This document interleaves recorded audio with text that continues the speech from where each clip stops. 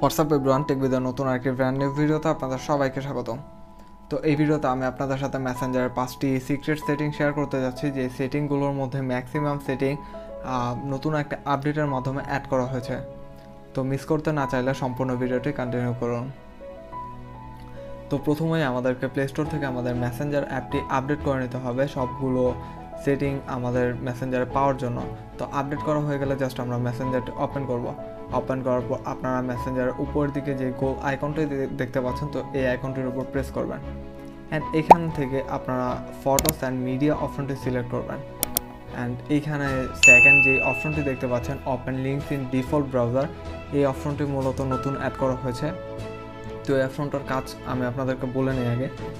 Normally আমাদের প্রোফাইলে যদি বা মেসেঞ্জারে কোনো ভিডিও আসে, তো ভিডিওর উপর যদি আমরা ট্যাপ করি, তো এখান থেকে কিন্তু ডিফল্ট একটা ব্রাউজারে বা মেসেঞ্জারের মধ্যেই সেই ভিডিওটি প্লে হতে শুরু করে।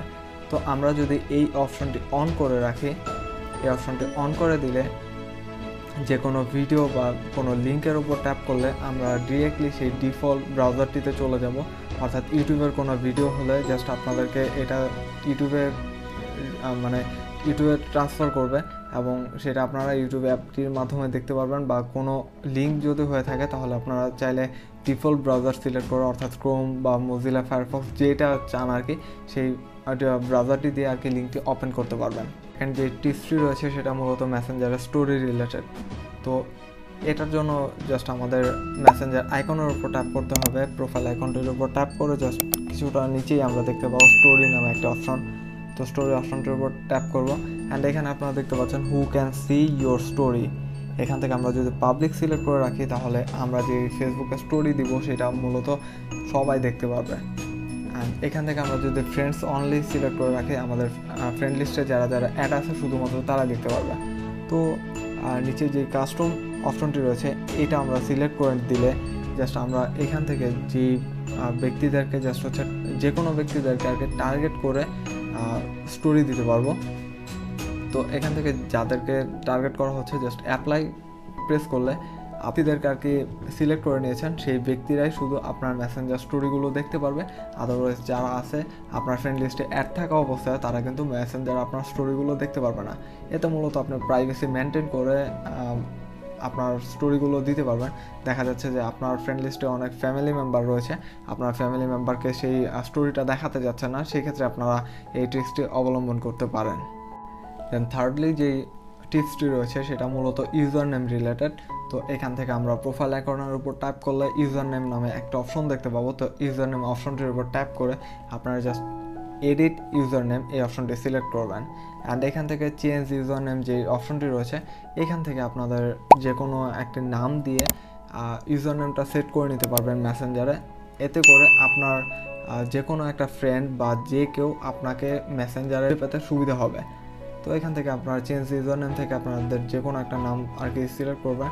তো আমি আপনাদেরকে রেকমেন্ড করব যে নামগুলোর সাথে জাস্ট আপনি ইউনিক যে কোনো একটা কোড দিতে পারেন, যে যাতে আপনার আলাদা হয় সবার থেকে। তো আমি জাস্ট হচ্ছে আমার নামটা আর কি লিখে দিচ্ছি। জাস্ট আমি নামের সাথে কিন্তু 04 অ্যাড করেছে। অ্যান্ড এখান থেকে আরেকটা জিনিস বলে নেই আপনাদেরকে, যেটা হচ্ছে আপনাদের নামের ক্যারেক্টার, অর্থাৎ মিনিমাম হচ্ছে 5টা লেটার দিতে হবে। দেন 5টা মিনিমাম আর কি, 5টার অধিক আপনারা যে কোনো সংখ্যক 30টার মতো দিতে পারবেন আর কি। দেন এখান থেকে আমাদের দেওয়া শেষ হয়ে গেলে জাস্ট সেভ আইকন প্রেস করব। সেভ আইকন প্রেস করলে আপনারা দেখতে পাচ্ছেন এখান থেকে ইউজার নেমটা আমাদের এডিট হয়ে গিয়েছে। নর্মালি মেসেঞ্জারে কেউ আমাদেরকে মেসেজ করার পর আমরা স্ক্রিনে একটি পপ আপ আইকন দেখতে পাই। তো পপ আপ আইকনটা অনেকেই আর কি সেট আপ করতে পারছেন না ইদানে, তো তাদের জন্য মূলত এই টিপসটি। তো পপ আপ আইকন সেট করার জন্য আপনাদের প্রোফাইল আইকনটির উপর ট্যাপ করতে হবে। অ্যান্ড এখান থেকে কিছুটা স্ক্রলিং করলে আপনারা দেখতে পাবেন চ্যাট হেডস নামে একটা অপশন। তো এটা মূলত আপনাদের অফ করা থাকবে, এটা আপনারা অন করে দেবেন। অন করে দিয়ে ব্যাকে চলে আসবেন।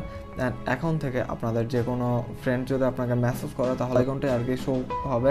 আর এছাড়া আপনি যদি কাউকে মেসেজ করতে চান, তার কনভারসেশনটির উপর ট্যাপ করে ধরে রাখবেন এবং এখান থেকে 3 ডট আইকন প্রেস করবেন। অ্যান্ড এখান থেকে ওপেন চ্যাট হেড অপশনটি সিলেক্ট করবেন। সিলেক্ট করার পর দেখতে পাবেন যে পপ আপ আইকনটি চলে এসেছে। তো লাস্টে আমি আপনাদের সাথে যে টিপসটি শেয়ার করব সেটা মূলত আমার কাছে অনেক গুরুত্বপূর্ণ লেগেছে।